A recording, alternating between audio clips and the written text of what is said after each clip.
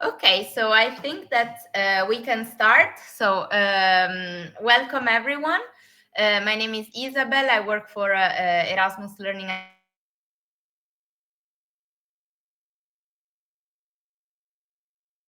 Today we are here for the fourth module of our training course, which will be about positive behavior support strategies for children with behavioral disabilities. This module will be led by our Estonian partners, in particular by Kertu Gaidik, who will be our lecturer today.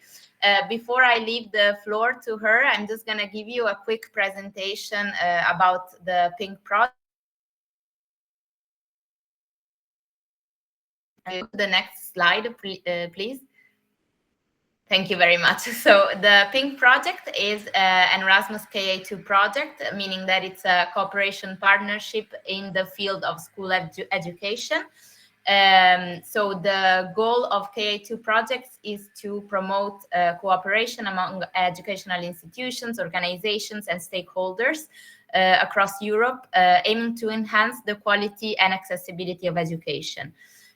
So the start date of this project was on the 1st of October 2023, and the project will end on the 30th of June 2026. So we are more or less at the end of the project, let's say in the last section. So it had a total duration of 33 months. If you want to check out our website, you can scan the QR code in this slide. Then you can, okay, thank you. This partnership is made of 5 organizations. We have Erasmus Learning Academy, which I am representing today from Italy. Then we also have our Spanish colleagues, so Erasmus Learning Academy SL, based in Tenerife. We are both training centers. We organize training courses for teachers. Then we have 3 preschools, so Katino Dieneles Mokikla from Lithuania, Gradinitaku Program Prelungit from Romania. Again, I'm very sorry for my pronunciation. And then we have Rakvere City Kindergarten from Estonia. So we have 4 main objectives in this project. The first one is to raise awareness on early age disability among educators and parents. Another one is to share best practices among educators to address the target. To empower preschool teachers with competencies to implement inclusive education. To foster international cooperation in the field of inclusion for children with disabilities. In this project, we have 3 main target groups. The first one is teachers and also educators, and in general, any personnel of preschools and childhood centers. Our second target group is preschool teachers, trainers, or educators that provide courses to preschool teachers. And then, of course, our third target group is children with behavioral disabilities aged from 0 to 6 and their families.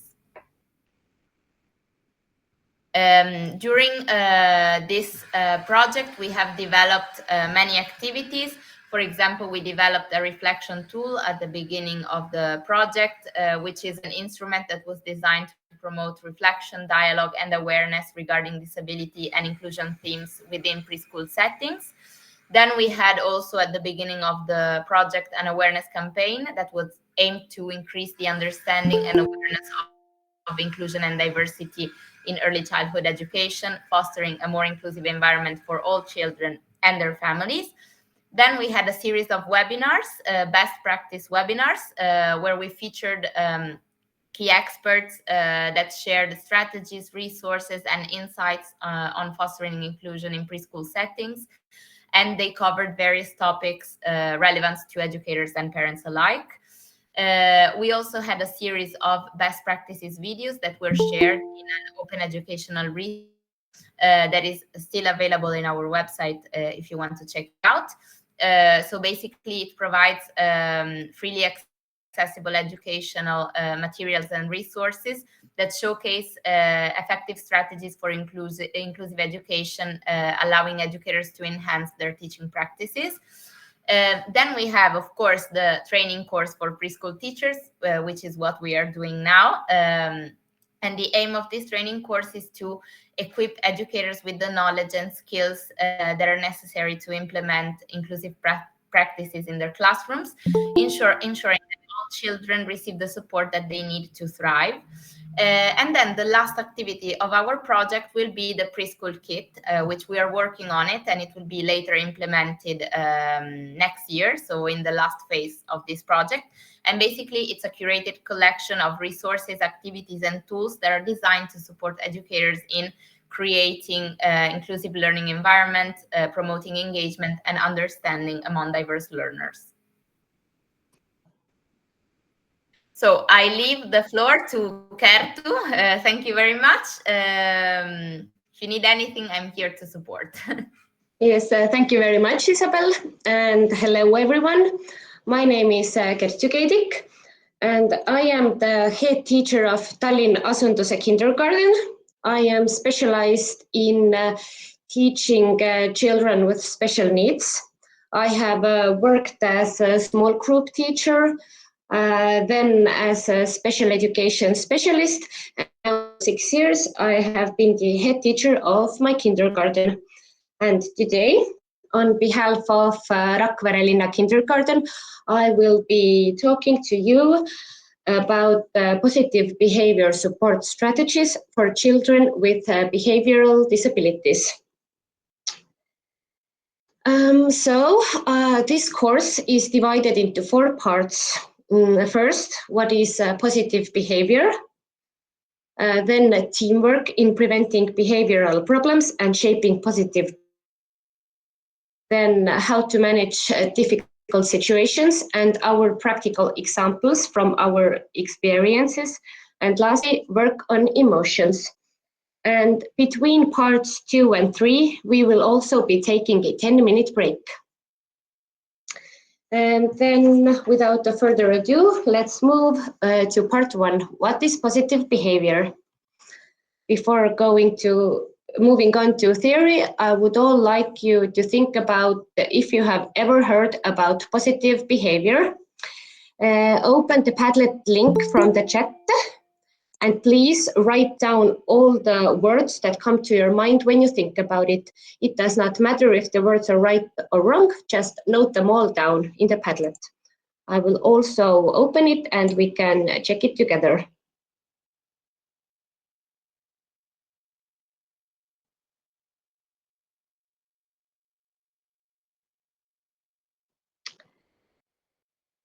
Now, you have approximately 2 minutes to write some notes down here on the Padlet link.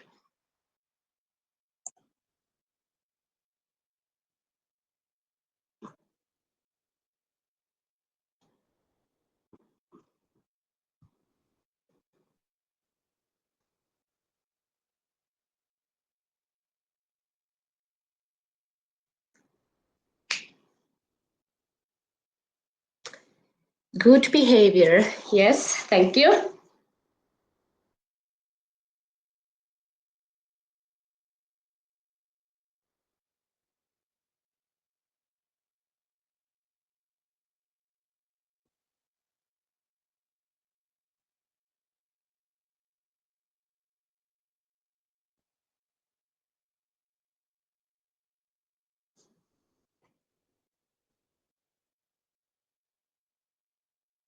Cooperation. Yes, very good. Thank you.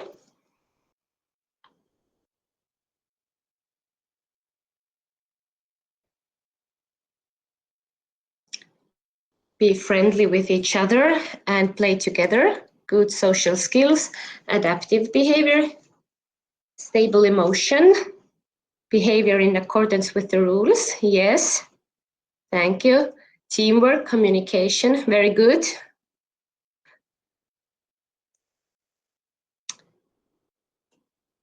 We have another minute to write some words down.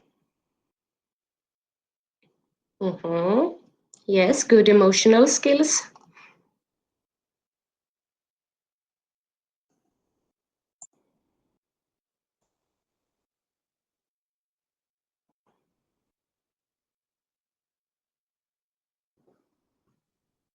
Empathy. Yes, thank you.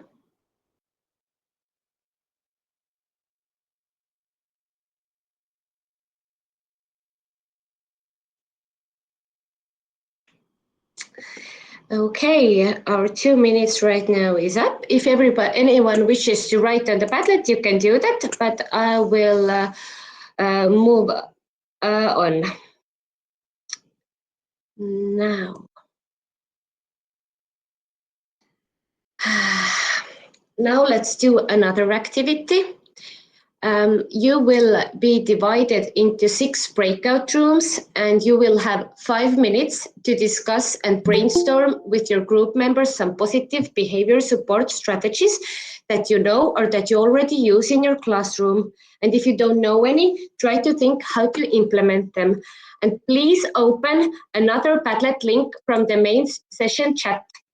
So you can write in the Padlet with your group what you discussed. Yes, Yelena put another Padlet link. Everyone please open it, and then you will be divided into 6 breakout rooms. Tell me when I can create the breakout rooms. Yes, let's wait like 10 seconds and then you can make the breakout rooms. Perfect.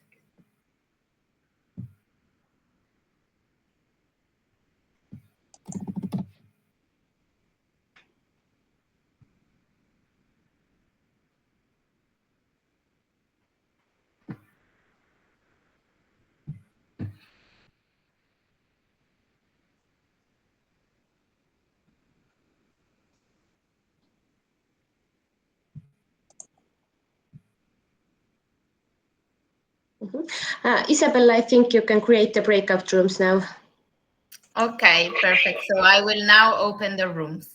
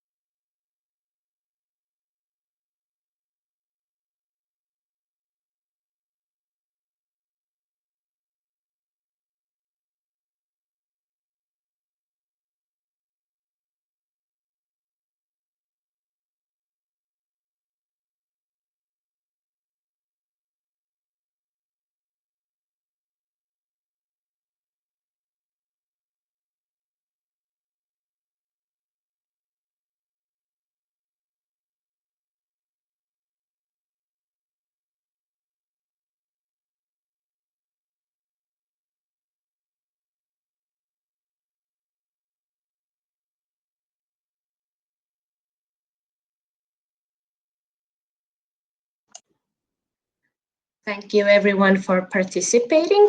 As you can see, we have already some ideas on our Padlet link, for example, emotion cards, motivation, environment adjustment, skill learning, role play. The Padlet link will stay open. You can write more ideas down there, and I will continue with our theory. I will share my screen. Yes. So at first, what is positive behavior? Positive behavior is behavior that contains actions, attitudes that are respectful, beneficial, constructive, such as kindness, cooperation, and empathy. Positive behavior is shaped and supported by social-emotional skills. Social-emotional skills are the abilities we use daily to interact and communicate with others. These include both verbal and non-verbal communication, such as speech, gestures, facial expressions, and body language. And someone with strong social skills understands how to behave in various social situations and can grasp both explicit and implied rules when communicating. Social interactions do not always run smoothly, and an individual needs to be able to implement appropriate strategies, such as conflict resolution, when difficulties in interactions arise. A child who has adequate social-emotional skills before school and knows how to behave in social situations can manage their feelings and understand the rules for interacting with others. And these skills are important for a person to be able to create and maintain relationships with others. In the case of children, this is especially important for creating and maintaining friendships, understanding and following norms of behavior and rules. Next to home, kindergarten plays a major role in developing a child's social-emotional skills because that is where the child spends most of their time.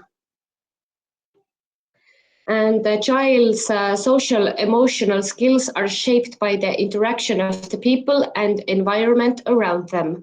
But it is important to support and develop the behavior that expresses these skills.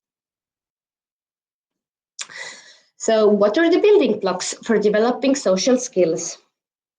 We have attention and concentration. For example, listening to a friend's story from start to finish without getting distracted by background noise. Then we have receptive or understanding language. For example, following multi-step instructions such as get your notebook, sit at the table and write your name at the top. Then we have expressive or using language. Example, asking a peer, can I play with you? Or telling a teacher, I need help with a problem. Then we have play skills. For example, building a Lego tower with friends, making up a pretend restaurant, or playing catch in the yard. Then we have pre-language skills. And for example, pointing to a toy to show interest, nodding to indicate agreement, or imitating a friend's silly dance move. Then we have self-regulation, and for example, taking deep breaths to calm down after losing a game instead of yelling or walking away angrily. Then we have executive functioning, and for example, deciding how to split the group project into smaller tasks and adjusting the plan if something changes. And lastly, we have planning and sequencing, and for example, preparing a snack by washing fruit, cutting it, placing it in a bowl, and cleaning up afterwards. And psychologists also describe 5 aspects of social emotional skills. There is self-awareness, which is the ability to describe one's feelings, thoughts, values, strengths, and needs. Then there is social awareness, which is the ability to understand other people's perspectives, differences, and feelings. Then there's responsible decision making, which is the ability to recognize challenges and solve problems successfully. It is the ability to reflect on one's actions and the perception of personal responsibility. Then there is self-regulation, which is the ability to monitor and control one's feelings, impulses, and behavior in order to achieve one's goals. And lastly, there is coping with relationships, which is the ability to communicate, collaborate, and negotiate. It is the ability to offer and accept help. And let's now talk about different strategies we can use. And every effective action begins with noticing, observing, and describing the problem. And when the core problem and its factors are formulated and enough data is collected, the prevention work can begin. From there, one gradually moves towards increasingly intensive and individually centered strategies. And to support the child's positive behavior, action can be taken at 3 levels. First, kindergarten level, then in small group level, and then in individual level.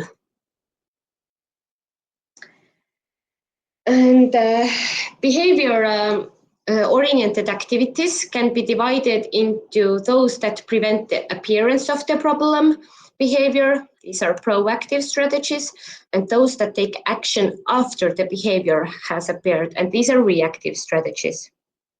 And proactive strategies are strategies that focus on the child themselves or on the environment around them. And in child-oriented activities, they are taught new socio-emotional skills. And in environment-oriented activities, we think about the child's environment as broadly as possible. In reactive strategies, adult responses when the child behaves either in a goal-oriented way or not. And by implementing positive consequences, the child is encouraged to act purposefully. Now, let's do another activity.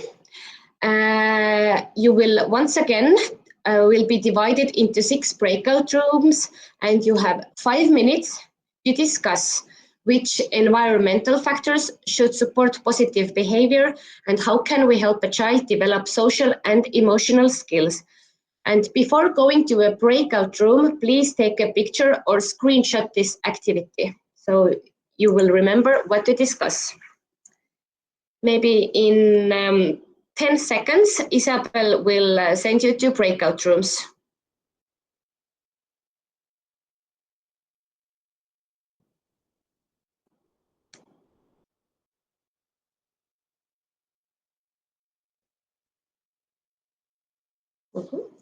Isabel, you can now make the breakout rooms.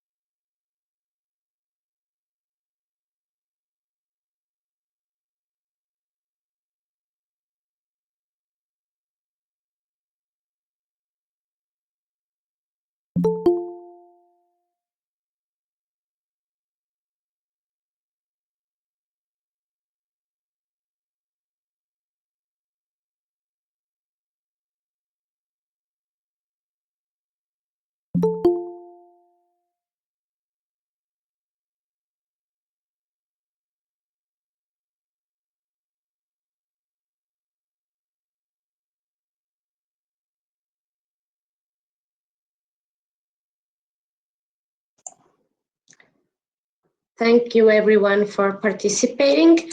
And now if you wish to share what you discussed, you can write it in the chat or just unmute and tell us.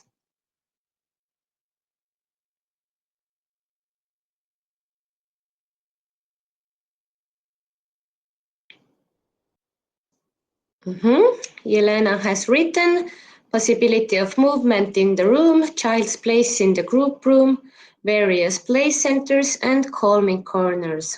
Very well, thank you.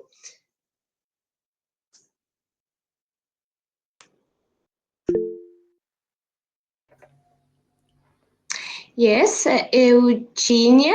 Yes. Hello. Hello. In the group, we'll talk about the importance of the adults being people with emotional stability, and that the environment is well organized, Yes. predictable, and then children have a sense of security. Yes, of course. Yes. Those three things. Yes, thank you very much for sharing. And someone has written, let's see. Dina has written environmental adjustments, visual schedules, clear routines, yes. Reduce sensory overload, yes, provide choice, thank you. Then silence and headphones.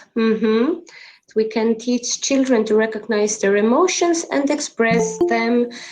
Thank you very much. If anyone wishes to speak, we'll wait for a couple of seconds, and if not, I will move on with the theory.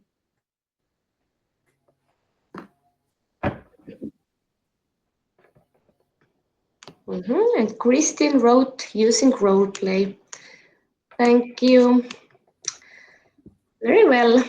Now let's move on. I will talk to you about environment-oriented strategies.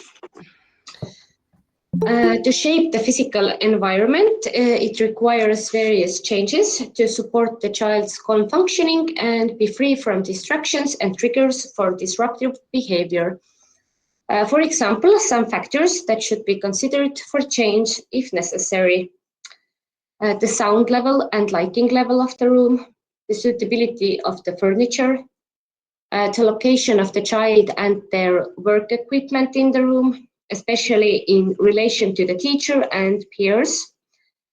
Then the paths of movement in the room and that the teacher's access to the child during teaching. And also calming corner. In calming corner, you can use, for example, soft pillows, calming pictures, sensory toys, stress balls, emotion cards, and headphones. And the calming corner should always have rules. And before using it, the children should be introduced to the purpose of it. The time spent in the calming corner should be limited, and it should also be fixed. It can be used, for example, for 5 minutes up to 3 times a day. And when going to the calming area, the child should turn the hourglass or timer there. And then after the time is done, they should return to their previous activity. Yes, when the time has passed. Then another environment-oriented strategy is the content and form of study. And it is necessary to analyze whether the tasks and pace of work are appropriate to the child's abilities. If needed, they should be adjusted. Instructions should be presented simply and clearly, and tasks that are related to the child's interests should be preferred. A special education teacher, a speech therapist, or a psychologist can help the teacher here. Then there is relationship building, and the child with behavioral difficulties should be monitored for their relationships with other children and with the teacher. And activities may be necessary to increase the sense of group cohesion, formulate and implement group rules, and create new ways of communicating between children. And the teacher can influence with whom the child with behavioral problems feels comfortable learning or communicating. And the teacher should always aim to have more positive than negative contacts with the child with behavioral difficulties. Now let's move on to child-oriented methods. And talking to the child often dominates the formation of positive behavior, but this does not generally guarantee success, and we may need some special strategies for that. So first, we have modeling. When using modeling, the first step is to explain the desired behavior based on the child's knowledge and age, and to justify the advantages of such behavior. The second step is to demonstrate the desired behavior to the child, and this can be done by the teacher. And in the demonstration, all important elements of the desired behavior should be noticeable to the child. And for example, film clips can be used, or the child himself can be filmed.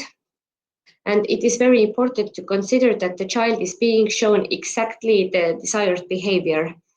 And after demonstrating the behavior, the child has practice opportunities to implement the behavior, and feedback is given on the performance. Then we have self-monitoring, and this method increases the child's awareness of his or her own behavior, and by paying attention to it, behavior change is encouraged. And one should start with one characteristic, and if successful, add 1 or 2 more simultaneously monitored characteristics. And for example, if a child has difficulties arriving to an activity on time, they can monitor each time when they are late or when they are on time to their activity. For example, when they are late for their activity, they can make a red dot, and when they are right on time for the activity, they can make a green dot. And it should be noted that recording only failures will quickly cause the child to become reluctant and less motivated to change. So it is very, very important to also encourage them to notice their success. Next strategy is recognition of desired behavior. And the staff of the educational institution must observe the child's behavior, notice even the smallest positive changes in order to provide supportive, positive feedback as immediately as possible. This recognition can be either a friendly look, a raised thumb, a verbal positive assessment, or a sign, for example, a sticker. And the most important thing about noticing desired behavior is that it allows the child to clearly understand what behavior is expected of him. Then we have role play, and this method gives the child the opportunity to try out different ways of behaving in a given situation and to become aware of their impact on themselves or others. And in role play, the child can play different roles, and based on the goal, the situation, the level of detail in the scenario preparation, and the child's role in the situation are selected. And the role play must be followed by a discussion of what was seen and experienced. Another child-oriented strategy is kid skills. And this is partial skills training is a problem-solving method for children based on the principles of solution-focused brief therapy. The method was developed by Finnish psychiatrist Ben Furman and social psychologist Tapani Ahola. And skill training is a gradually developing process consisting of 15 different stages. And not every case requires going through all the steps. You can choose only those that are necessary in a given situation. And now I will read you all the 15 steps, and I will try to give you an example about it as well. So step 1 is to transform the problem into a skill. For example, Martin has a problem of hitting other children. Skill is self-control. Step 2 is to agree on the skill to be practiced. An example of how to talk to a child about learning this skill. You know, Martin, yesterday I saw you doing tricks with your scooter during the long break. I was amazed that you have mastered the skill of doing tricks on a scooter so well. What do you think? Could you learn other skills just as well? I thought that maybe you could learn the skill of staying calm. It is quite difficult, but I think that if you have already mastered the art of doing tricks, you could also start learning the art of staying calm. Step 3 is to determine the benefit. Why is it useful to acquire this skill? And how to talk to the child. Martin, why do you think people need the skill of staying calm? Do you think this could benefit you? I think everyone likes to interact with people who can stay calm even in difficult situations. In difficult situations, they are able to think calmly and find good solutions. That is why they have many friends.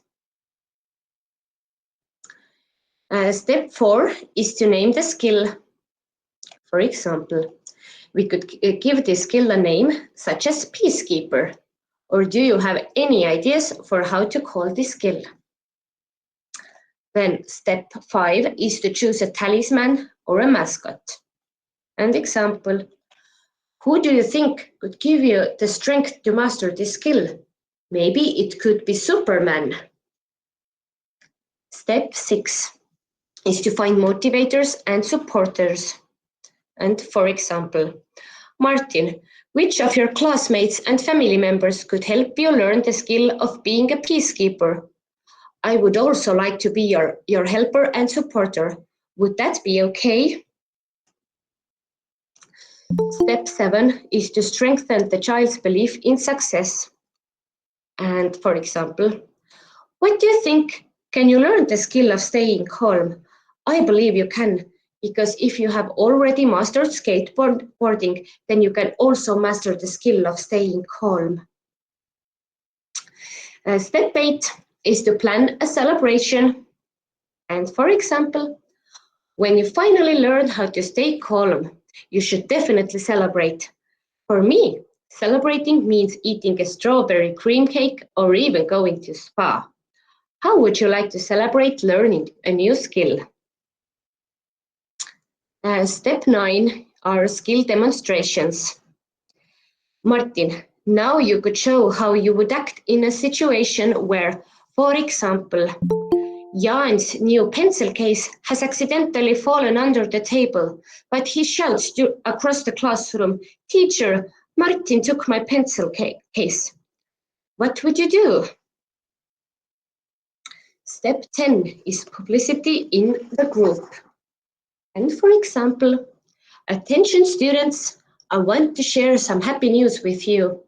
Martin has decided to learn a new skill that is extremely important for all students, the skill of staying calm. I think you have all noticed how well he has learned the skill of doing tricks with a scooter, and I am sure he will learn the skill of staying calm just as quickly.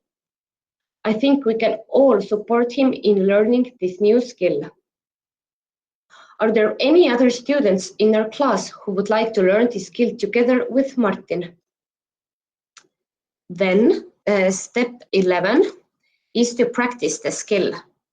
We can do, for example, demonstrations and role-playing, and children can come up with their own creative ways to practice the skills, and we can use the helpful table of stars and praise in front of the class. Then step 12 is to recall the skill outlined in the methodology. So in cooperation with the child, we will decide how they want to be reminded of the skill and inform their supporters. For example, a certain word or a sign. Then step 13, celebrating the acquisition of the skill in an agreed manner. So whatever manner the child decided, we will all celebrate the acquisition of the skill. For example, thanking supporters, getting a certificate, or demonstrating the skill. And step 14 and 15, teaching the skill to other children and agreeing on the next skill. Now let's move on to another strategy, and this is called What's the Buzz for Early Learners.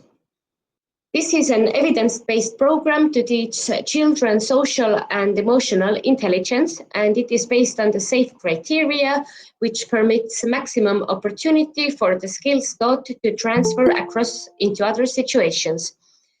The book is divided into 16 lessons, during which children learn and practice coping with emotions and polite behavior. The book also contains an integral section for parents, which is called After the Bus, Social Thinking Ideas for Parents. And this is located immediately following each lesson and offers useful ideas that can be placed into practice at home to build on to the skills introduced in the lesson.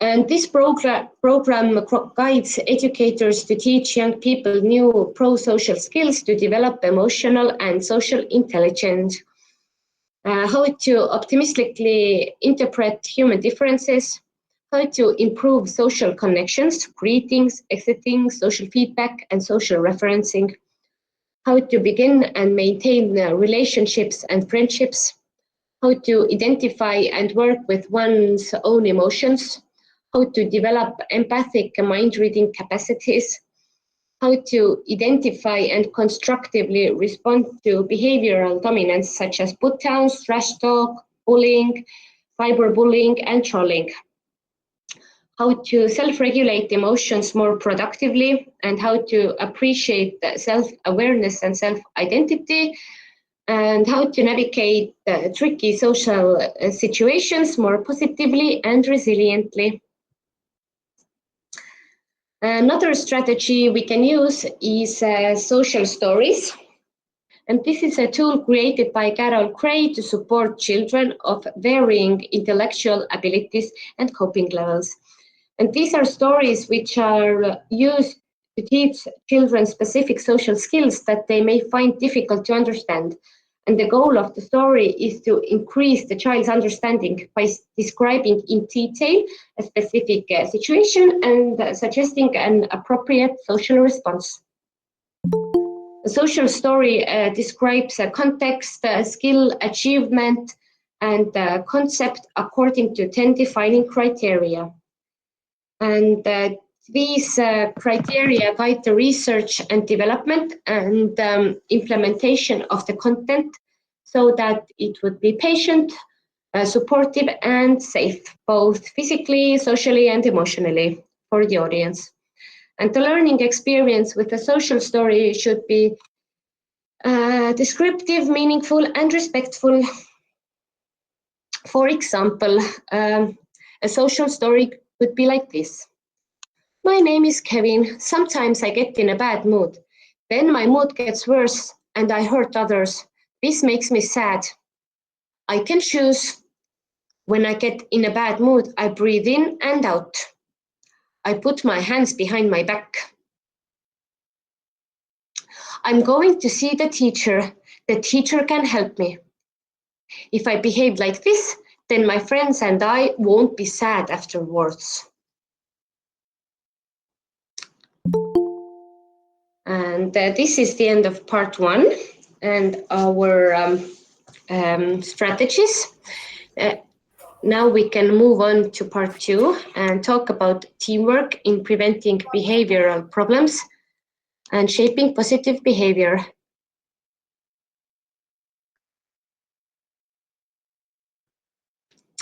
So the key element for supporting children's social and emotional learning is teamwork across kindergarten, classrooms, homes, and communities. Now let's do another activity.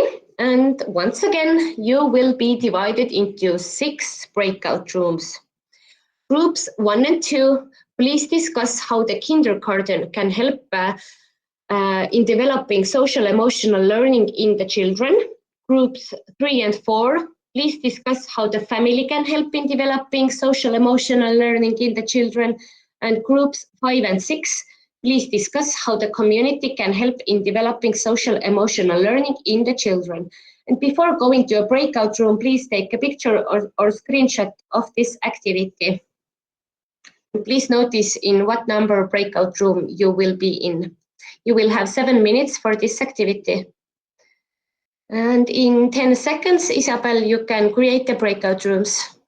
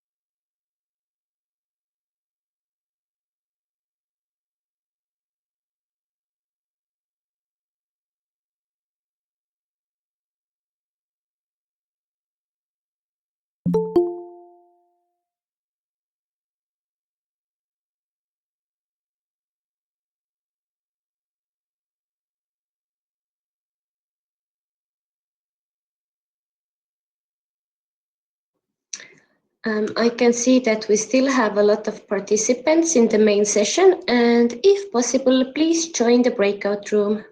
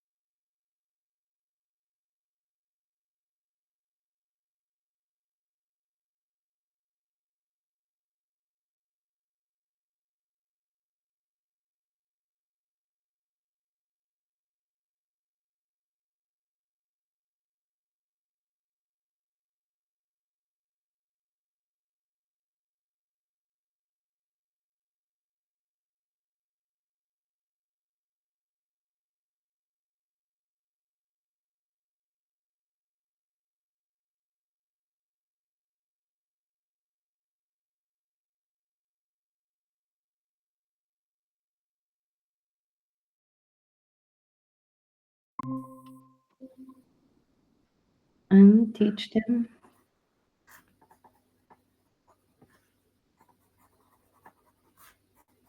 that not all behavior is accepted. Yes. He's accepted, but not behavior. Yes. He or she. Never mind. Mm-hmm.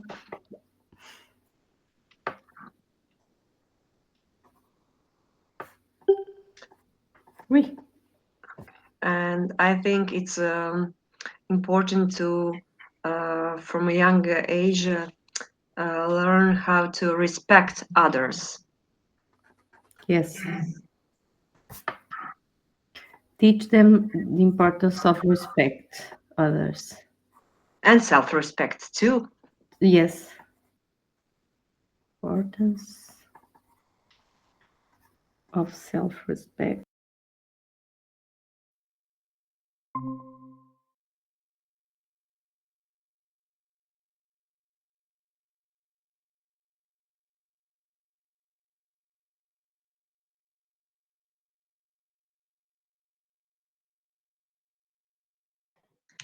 Thank you everyone for participating, and once again, if you wish, you can write what you discussed in the chat or talk about it, and please tell us your discussion topic as well. I will be waiting a few moments if you wish to speak or write.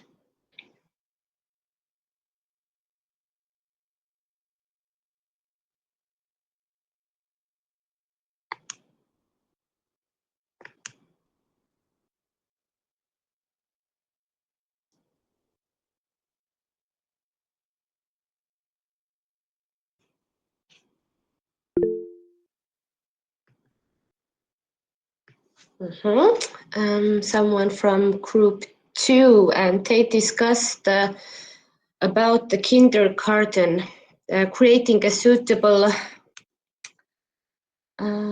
environment, yes, and specific behaviors, specific rules and daily schedule, common rules and requirements in the group, and kindergarten that are clear and understandable to children, and also cooperation with parents is required. Thank you. Then group 4, and discussed about the family. Family can teach the children the importance of self-respect and the importance of respecting others. Thank you very much. The best thing a family can do is cooperation with teachers. Yes, thank you. Group 1 and kindergarten encourages children to believe in their own abilities by giving them tasks they can master. Yes, of course, thank you. Also about families and parents. Parents can use therapeutic books and stories to read to their children. Thank you very much for your feedback. I will slowly move on with the theory. And later, if I can, I will check the chat. Now, teamwork in kindergarten level. And promoting social-emotional learning for children requires more than social-emotional learning in the classroom. It begins with fostering a warm, nurturing, and motivating kindergarten climate where every interaction with adults supports children socially and emotionally. It involves creating consistent opportunities throughout the kindergarten day to practice skills that reinforce social emotional learning instruction and make it relevant to children's daily lives. It also means seamlessly integrating social emotional learning into all of our kindergarten programs and practices. There are 5 core strategies to infuse social emotional learning into every part of the kindergarten day.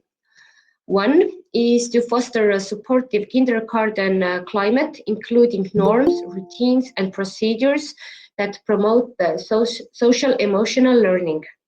2, adopt an evidence-based social emotional learning program. 3, elevate children's voice.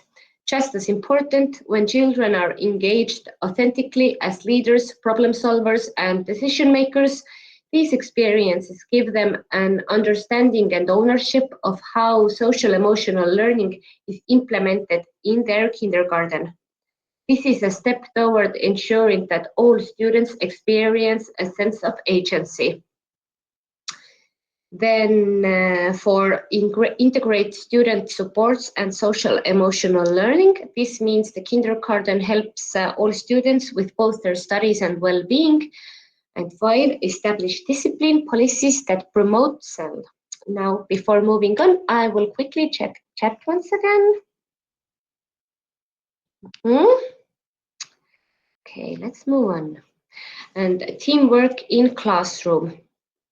There are three essential areas of high quality social emotional learning focused classrooms.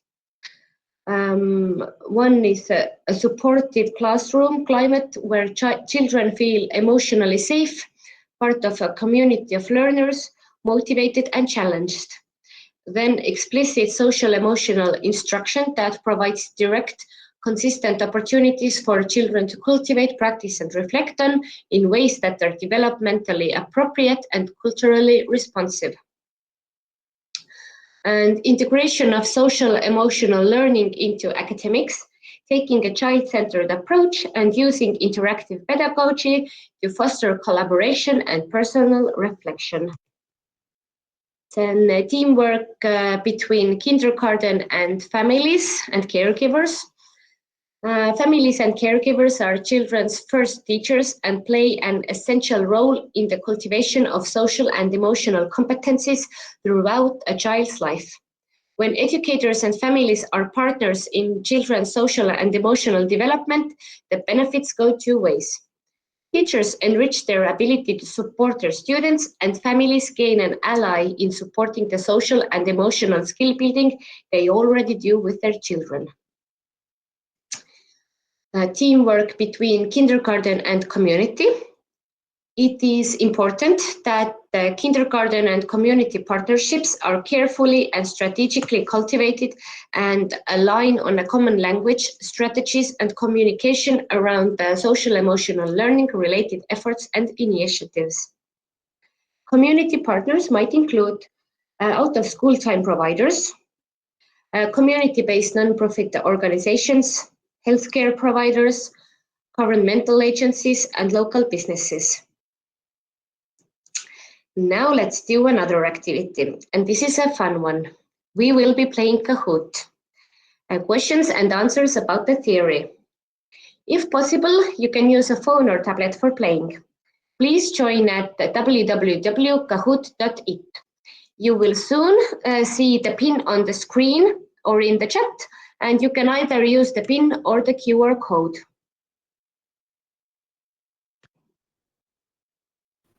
Hello, I will share the screen.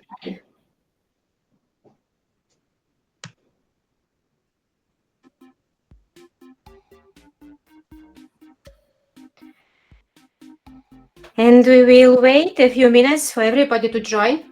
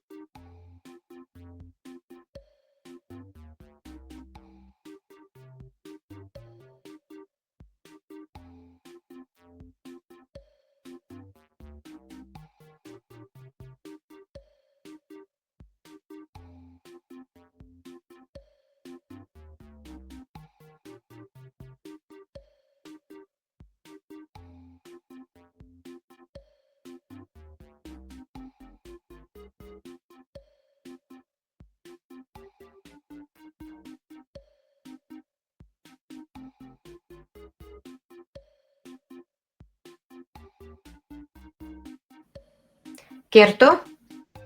I think that we will start. Yes, okay, let's start.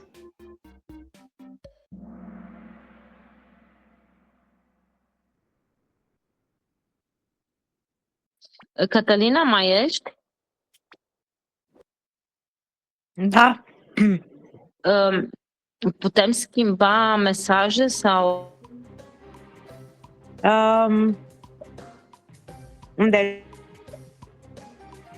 În chat? Mă auzi? Da, da. Cătălina, mă auzi? Da, da, te aud.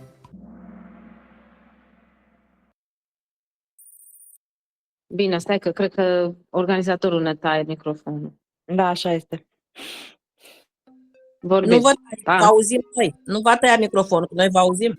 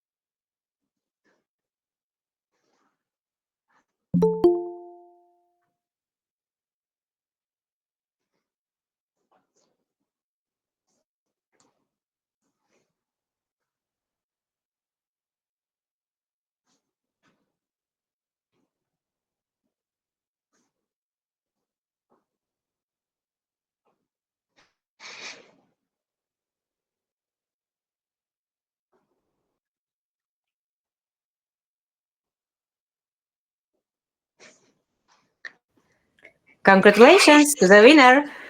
Yes. Congratulations to the winner and thank you everyone for playing. Now, this is the end of part 2 of our course, and now we will be having a 10-minute break. And I will see you all after 10 minutes, and we will continue with part 3.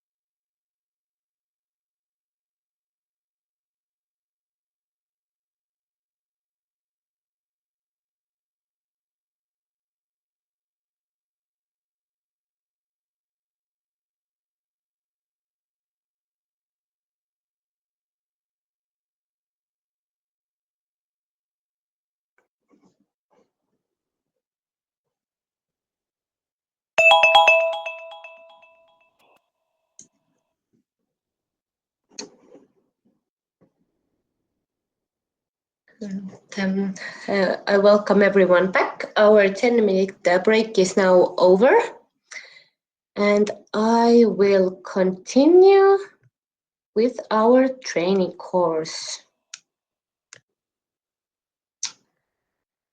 Now we will move on to part 3, and I will speak how to manage difficult situations and our practical examples from it. So at first, I will briefly explain the support system in Estonia. About 80 to 90% of children with special needs belong in the Tier 1, which is universal interventions or general supports. And Tier 1 supports are selected based on the needs of the child. And the kindergarten adapts the learning to the individual needs and abilities of the child by making changes or adaptations. Then about 5 to 10% of children with special needs belong in Tier 2, and they receive secondary interventions or targeted or enhanced supports. At Tier 2, evidence-based supports are provided to students to whom Tier 1 supports are insufficient. These supports include group space-based interventions or small group interventions facilitated by qualified teachers, support staff, community partners, or other professionals. And enhanced support means that the child may need ongoing support services from support professionals. And 1 to 5% of children with special needs are in Tier 2 and they receive tertiary interventions or intensive supports.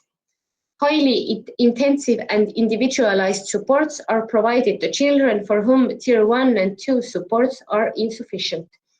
And the child needs specific learning organization, environment, methodology, and resources, and continuous service from support specialists and continuous individual support.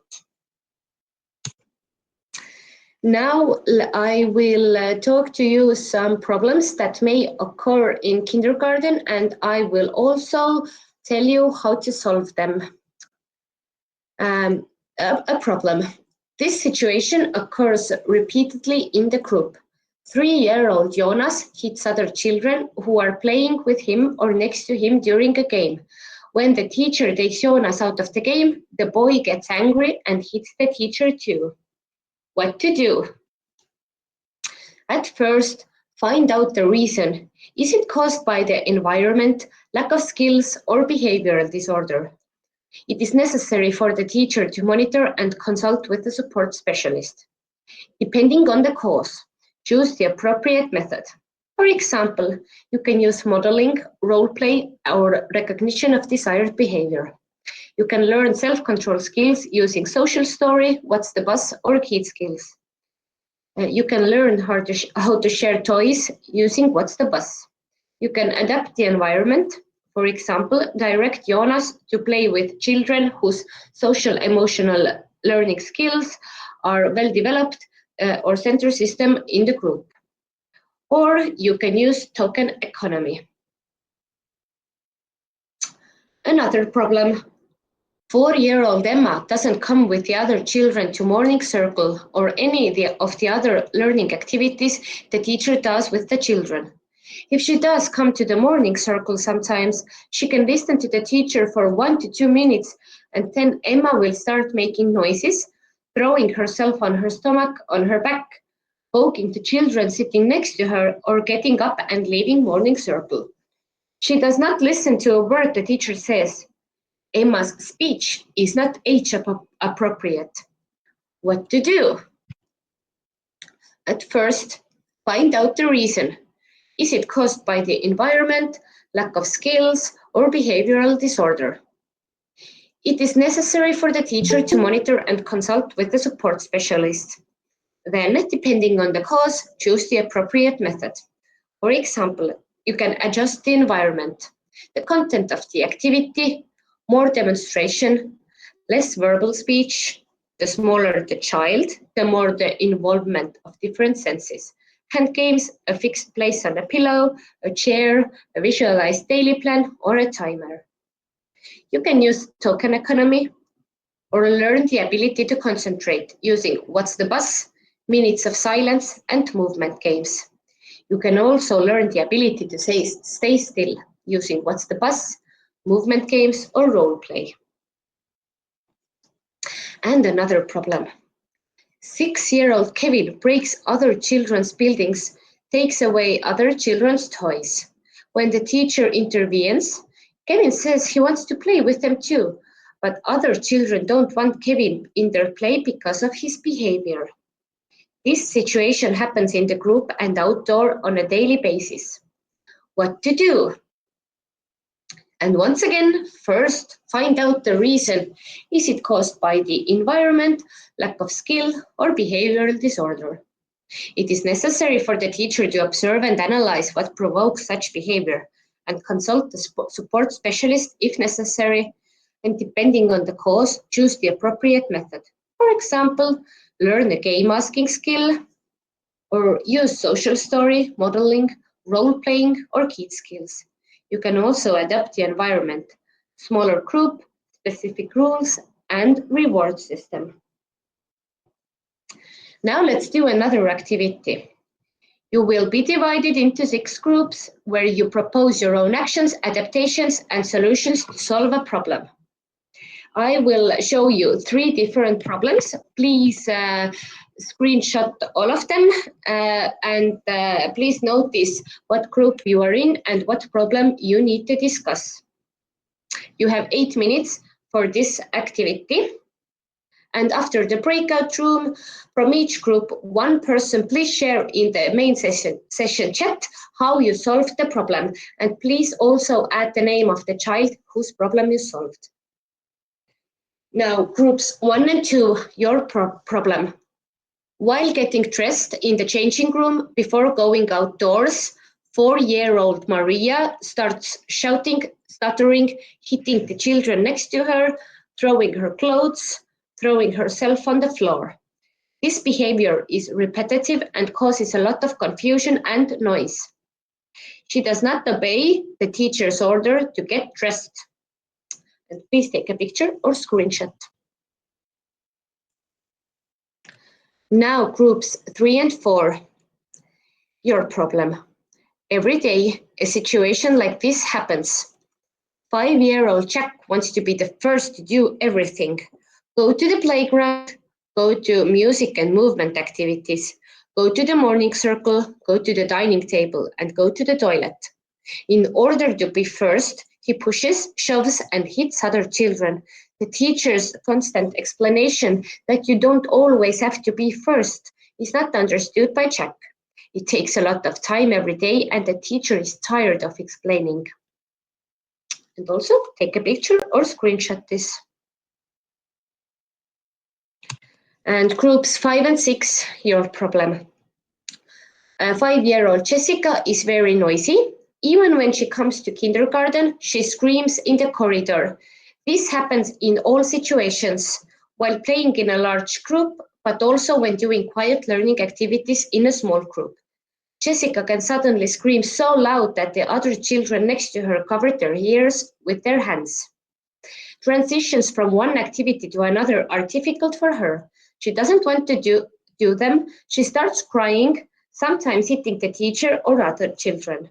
Also during free play, the child is loud. She speaks very loudly, shouts for no apparent reason. However, for a long time, she can quietly do her favorite activities.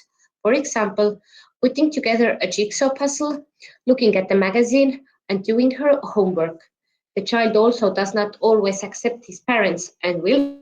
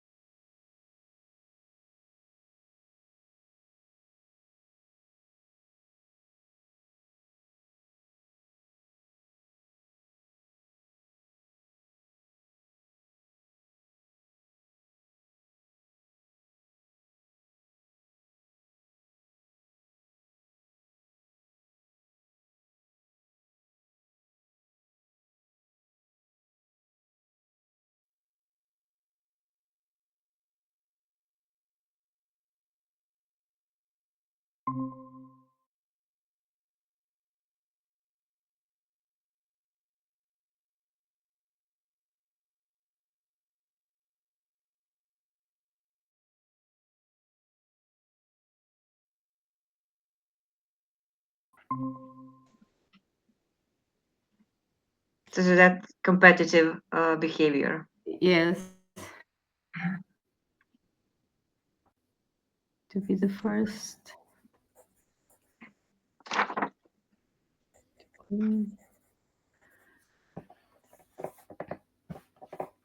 Use the competitive behavior for good.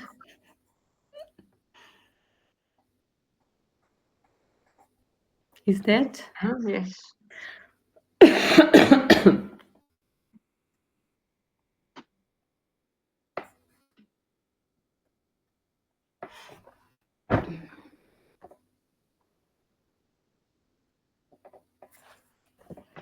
And more. Or I don't know, some games where the you have to do something fast. Using games.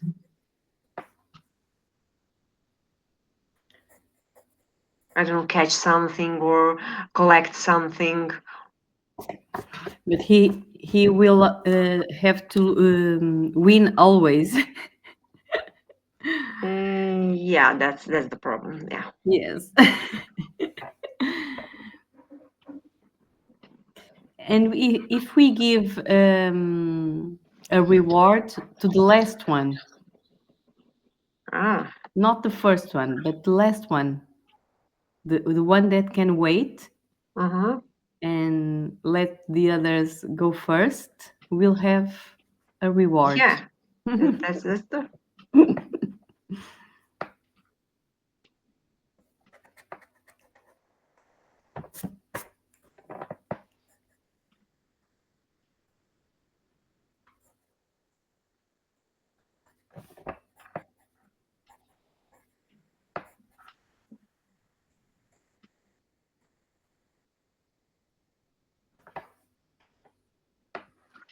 Or take some calm games. Where the task is to be really calm. For example, the silence game. Yes. The last one to talk will win. Yes.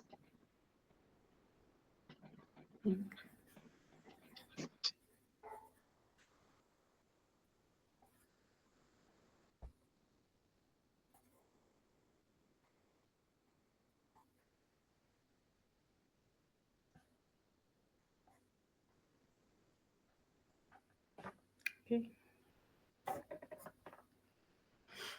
And there's a problem with that hitting and pushing children here. To be the first. Yeah. I think Jack has to learn that it's not important sometimes to be the first. Yes.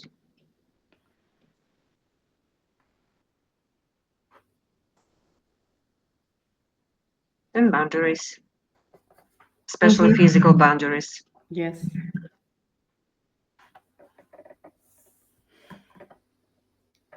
Okay. We are going out again. Yeah. See you soon. Yes. Anna. Bye.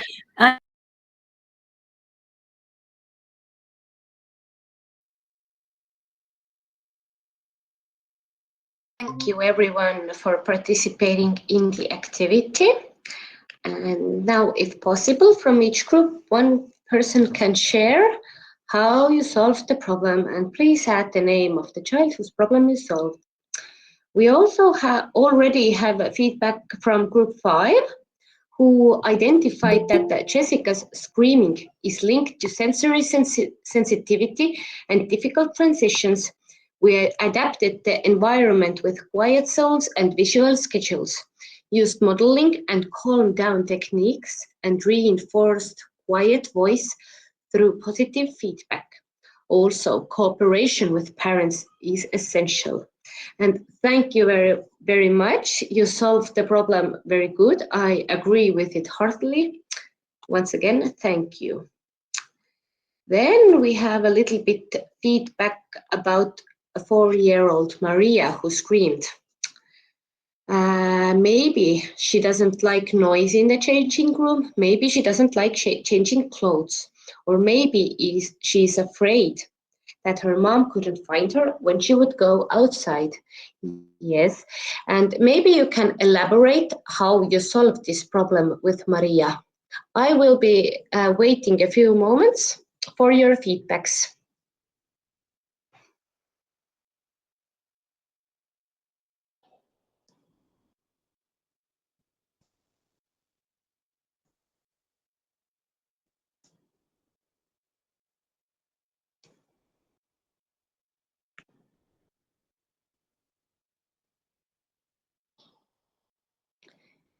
If anybody wishes to speak, you can also do that.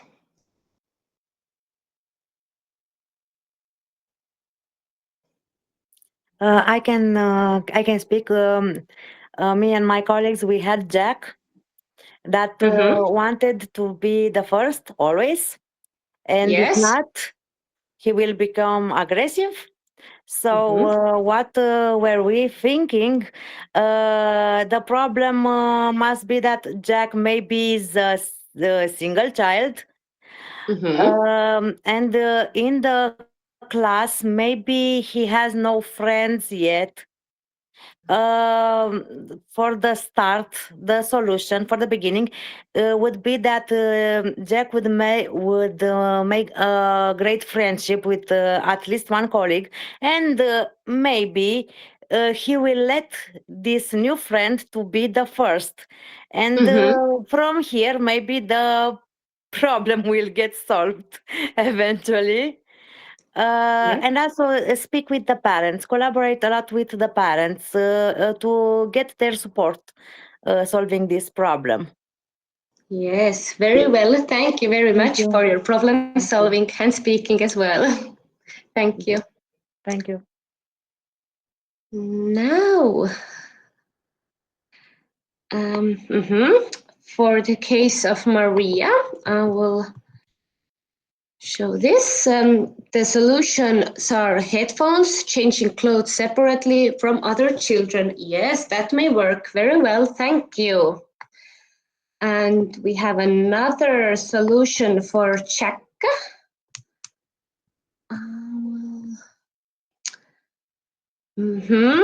Jack will learn that it is not important to be the first. By learning a new skill, we will help him to transform this problem into a new skill. Wait calmly.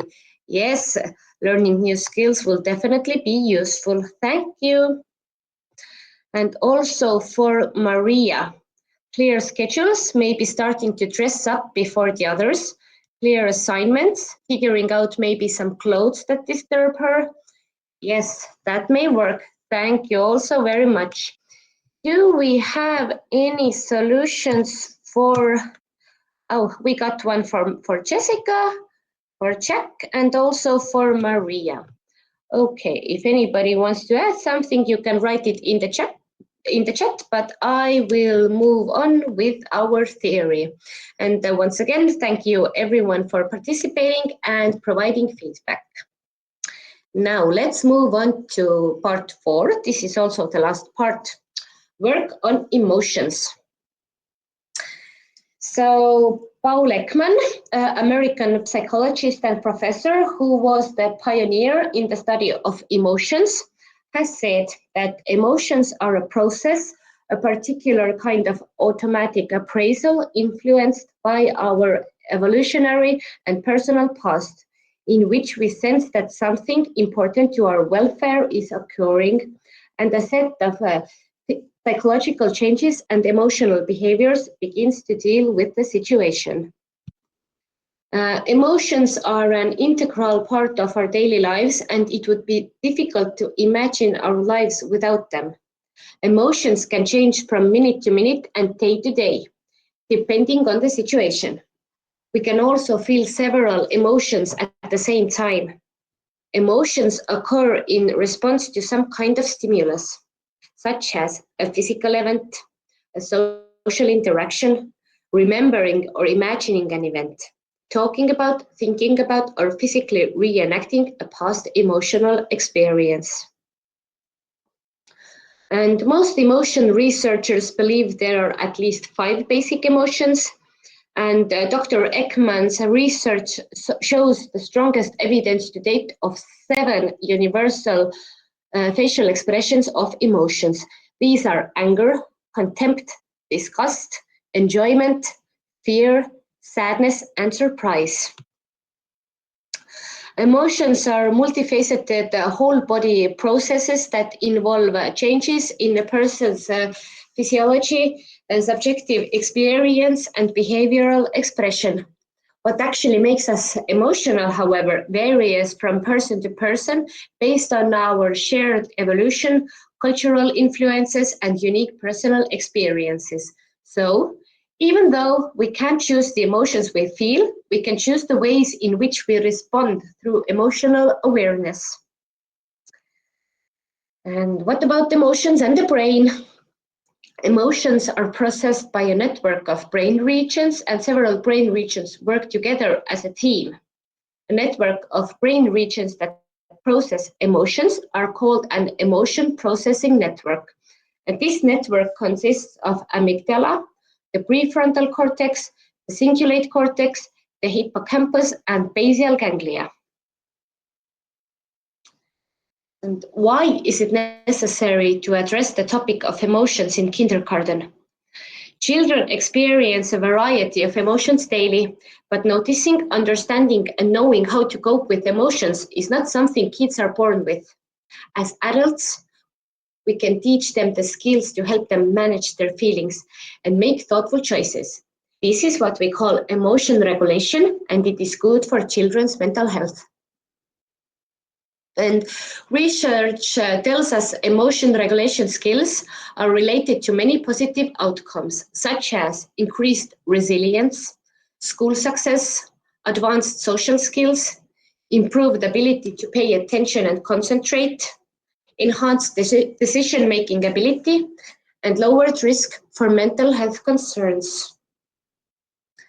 And teaching kids about emotions will help them develop skills that they can use their whole lives. And these are 4 skills that we can teach children. Number 1 is naming emotions. And we can teach it by naming our own feelings out loud. I am feeling so happy because I get to spend time with you. We can also label the child's emotions. It looks like you're feeling angry because I said no to a donut before dinner. Or we can name emotions when reading books or watching TV. Wow, she's crying. She must be really sad. We can help kids identify their feelings. And we can do that by labeling emotions and noticing the signs. For example, I see that your fists are clenched and you're stomping. It seems like you're angry. We can also talk about past moments by asking, how did you feel? What did your body feel like? We can also help children with expressing their emotions appropriately by making time to talk about feelings and normalizing every emotion. And I would like to say that validation and praising is very, very important. By saying, for example, it is okay to feel nervous. Sometimes I am also angry, and so on. And we can also help them cope with strong feelings. And for example, we can do some deep breathing exercises, or we can use music, or even create a calming down space. And also we have some practical tools, exercises, and games to teach them. We have mindfulness exercises, we have a Tucker Turtle technique, and free of bullying program. Mindfulness exercises for children promote focus, emotional regulation, and self-awareness, aiding their overall development. And engaging kids in simple practices like mindful breathing, listening exercises, and gratitude journaling can make mindfulness accessible and enjoyable. Regular practice helps children build resilience and reduce stress, enhancing their mental and emotional well-being. And now let's do one mindfulness exercise together. We will be doing the first one, a listening exercise. And if possible, please listen to what I say and do this activity with me. So, at first, find a comfortable position, allowing your body to settle and your spine to gently lengthen. If it feels right, softly close your eyes. Begin to tune in to the sounds around you without trying to change or judge anything.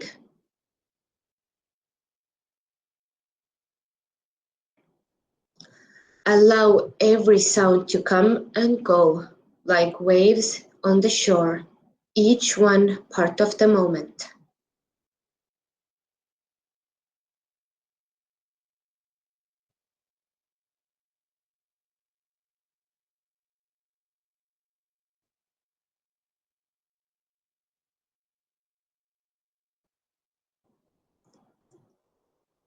Now, gently notice the most distant sounds you can hear.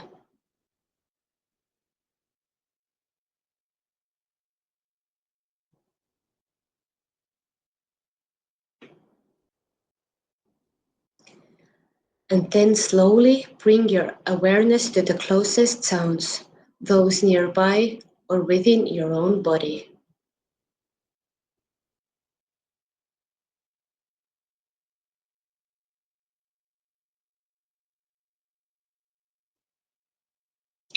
Simply listen and feel the rhythm of your breath flowing in and out.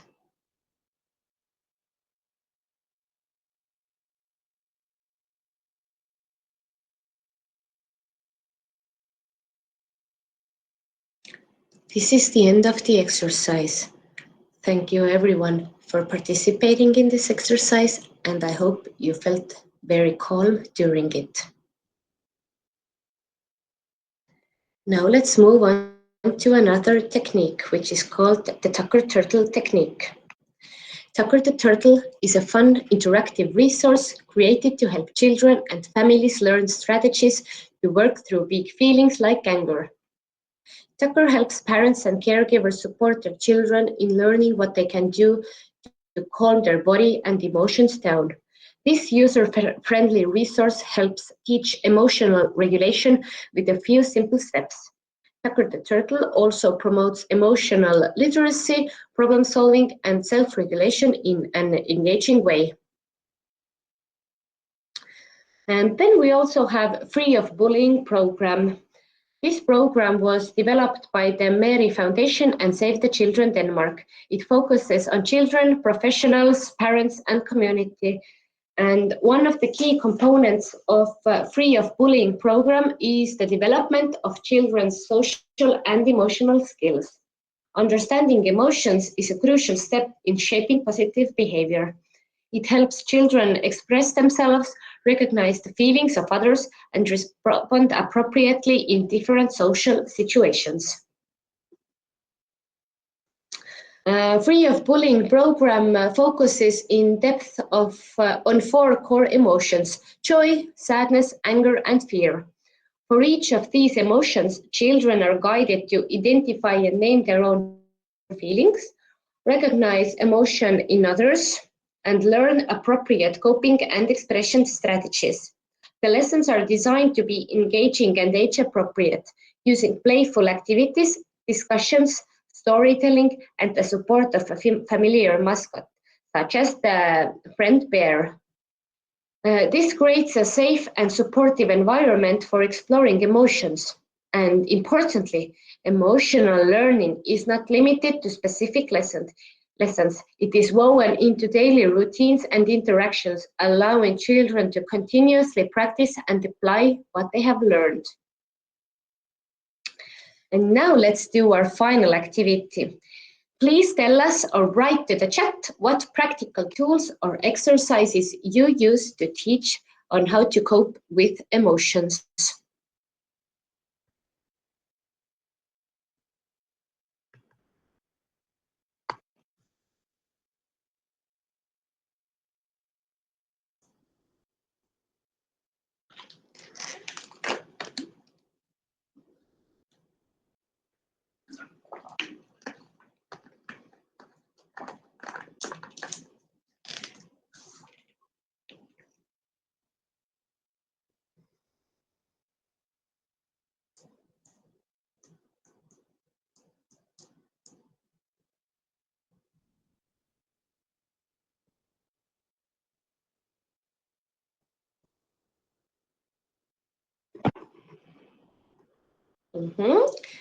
Catalina said that she uses role-playing games and Personadol. Oh, very good. Yes, I didn't talk about Personadol, but this is also a very good way to teach emotions.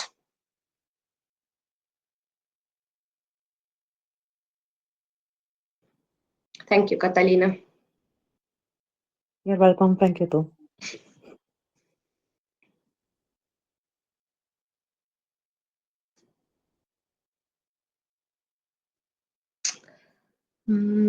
Katuna, I hope I pronunciate the names correctly, said that she uses simple mindfulness exercises, the Tucker Turtle calm down technique, and emotion cards. Also practice role play. Yes, very good. Thank you very much. Eugenia uses naming the emotions. Thank you.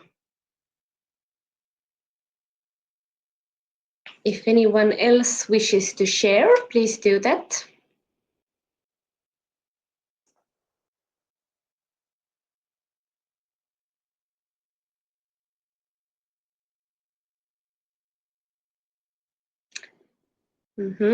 Elena said that she uses role play and mindfulness exercises.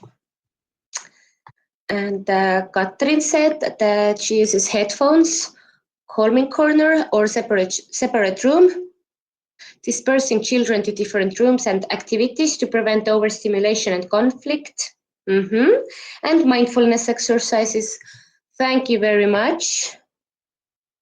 Terje uses minutes of silence, and Victoria uses body-mind activities. Thank you. A lot of great examples on what to use in your classroom or in your group. You can keep on sharing. Renata said that she uses Zippy's Friends program and listen to classical music. Thank you. Zippy's is a new thing to me. I will certainly check it out later. Thank you. And Kirba, also I hope I pronounced it correctly, uses naming the emotions. Thank you very much. If anyone else wishes to share, you can write in the chat, but I will slowly move on. So this was the end of our course. And thank you very much for listening and thinking along. I'm very grateful that you took part of our activities. There was a lot of them. And also thank you for giving me feedback on what you discussed. And don't forget to leave your feedback on this module. You can use the QR code, and I think you will also have, yes, you have the link in the chat to use. You will receive the certificate only if you complete the feedback form, so please definitely do that. And once again, thanks for the attention, and please don't forget the next and last module, which is building support from families and other professionals. This is all for me, and once again, thank you everyone for participating, and good evening, good night. Thank you. Thank you very much, Kertu. Thank you. Thank you. Thank you.